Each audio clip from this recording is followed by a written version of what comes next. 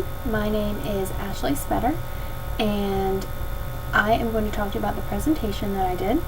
My presentation was on disaster preparedness and mass dispensing protocols for specifically anthrax bioterrorism.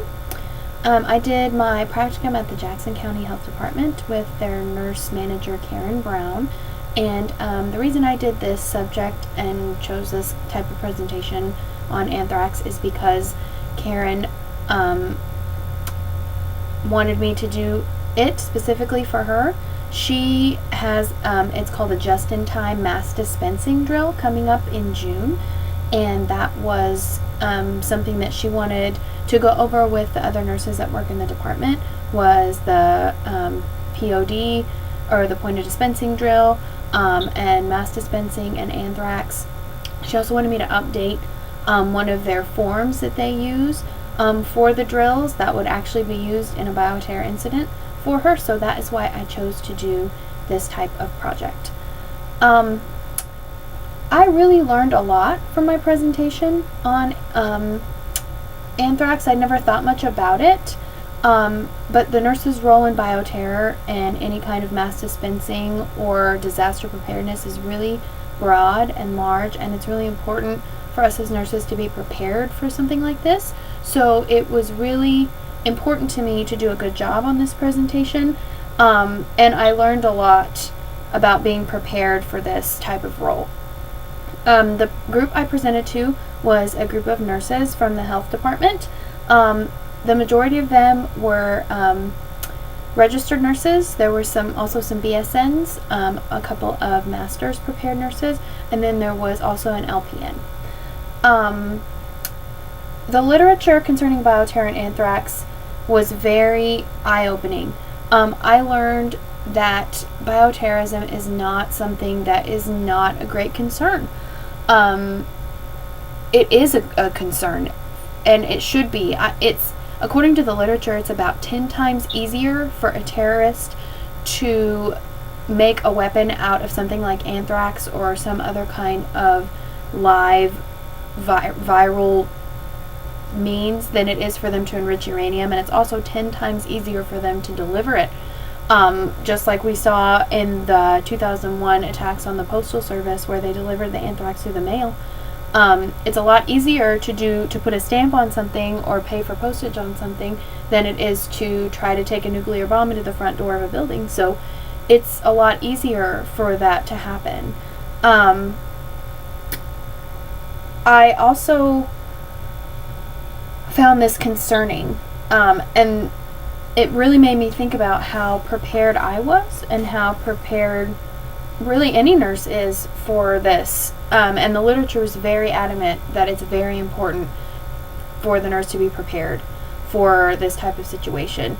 One way to self-assess preparedness was with something called an EPIC questionnaire, called the Emergency Preparedness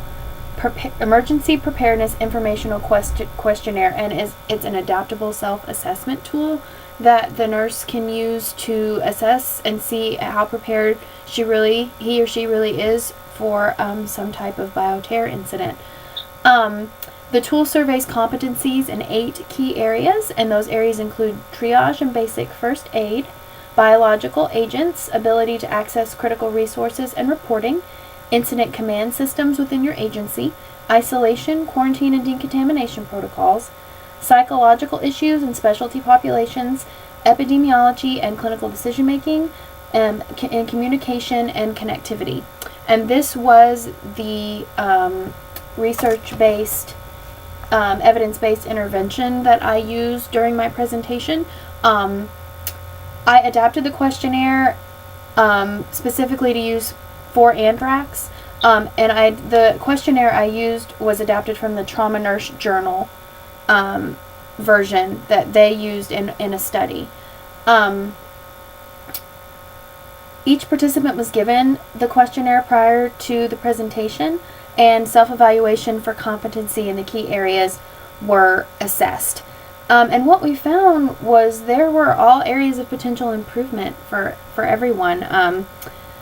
According to the studies in the literature that I read, they indicated that this was the case in most most situations. In each study, the nurses that participated reported low self-assessments in at least one key area, usually several. Most of them included epidemiology, clinical decision-making, and psychological issues in specialty populations. So we learned that nurses don't necessarily have a good knowledge base about this. I mean, if you think back when you were in nursing school, you didn't really learn much about anthrax or bioterror or anything like that. You kind of learn about it a little bit if you go over medications sometimes, or if you go over communicable diseases or something like that, but it's not something that you really learn much about. And disaster preparedness it's a huge area, and nurses have a huge role in it. So we learned that it was really important that we need to self-assess and get prepared for something that may occur. Overall, I felt like my presentation went really well, and it was really well received by everyone. The nurse manager at Jackson County Health Department really felt like that it was a good comprehensive review of not only the POD drill and mass dispensing, but stuff that can make POD drills and mass dispensing more efficient. Thinking about things like where you put your clinic, your mass dispensing clinic, what the best location is for it, where the restrooms are. All of these things were things that kind of were things to think about. And that's kind of where I focused my presentation. I focused it on an anthrax review, kind of a little bit of the treatment protocols, and then I did a lot about making sure that the nurse knew ways to be efficient. I went over a lot about communication, making sure that open lines of lines of communication were kept open, and that framework was stable. And that was something that the literature hit on really hard, was making sure that your communication framework was stable. That way, the entire mass dispensing would be stable. Flexibility among staff, and thinking outside the box when using staff. Like some of the literature went over that you could use, maybe something to think about was like a retail grocery store pharmacy staff chain, because they're so well versed in dispensing medications quickly, effectively to lots of people. And also they dispense things in large quantities like flu vaccines or something like that. So thinking about resources that you can use, and the importance of communication and a stable framework for your clinic, and being flexible in your role as a nurse in the mass dispensing clinic, were all things that were hit on and were really important according to the literature. Making sure that you followed your job description, and again communicated with your supervisor, and making sure that you did your job, because everybody had their job, and if someone wasn't doing it or trying to do someone else's, then that broke down that framework of the POD. And that was something that the literature was really, really stressed about, was making sure that you knew your job and that you were doing your job, because you doing your job and her doing her job and him doing his job all kept everything running smoothly. And then you communicating with who was supposed to be in charge was really important.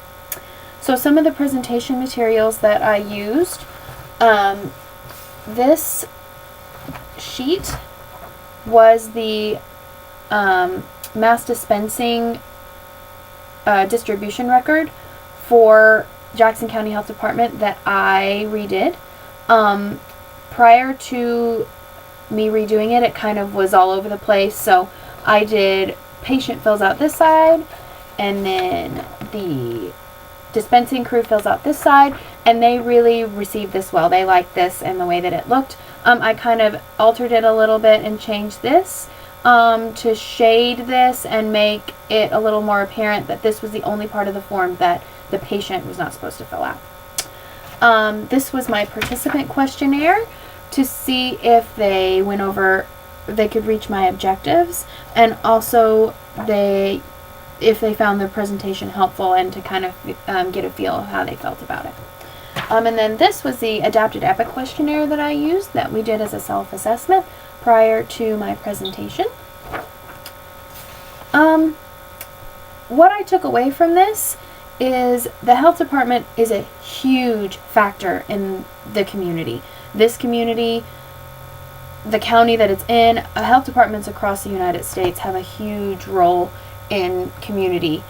Not only in mass dispensing, which is what my presentation focused on, but they do sexual health, women's health, TB, immunizations. They even have a genetics clinic once a month that does genetics counseling for families. It's really a big part of the healthcare in Jackson County, and I could not say enough good things about what they are doing and hope that they get to continue doing them. There's some funding issues and they're trying to do more with less, and everybody is, but I really hope they get to continue doing what they're doing. I also learned a lot about leadership. Karen is a great leader, the nurse manager that I followed, and I took a lot away from her. She uses a really big team approach to the way that she does things, but she makes sure that they know that the decision rests with her. So everyone feels like that they have had some input on decisions, but they know ultimately that she's in charge, which is I think it's a great way to run any place, not just in nursing, but in general, to be a leader that makes an effort to listen to their staff. And I really, really, really want to use this in my practice. If I did this presentation again, I probably would have tried to pick a different room to do it in. The room that we did it in was small, and the screen that I presented on was just a regular computer screen. I wish we could have had like a conference type room with maybe a table and a projector. It was kind of awkward trying to fumble around with my notes in this small space, and there was like 9 or 10 other people in there, so it was really small. But that would be the thing that I would change if I could do it again. So I really enjoyed my presentation and my time at Jackson County Health Department. I'd recommend anybody anytime going there to do any clinical work. It was a great experience and I had a great time. Thank you.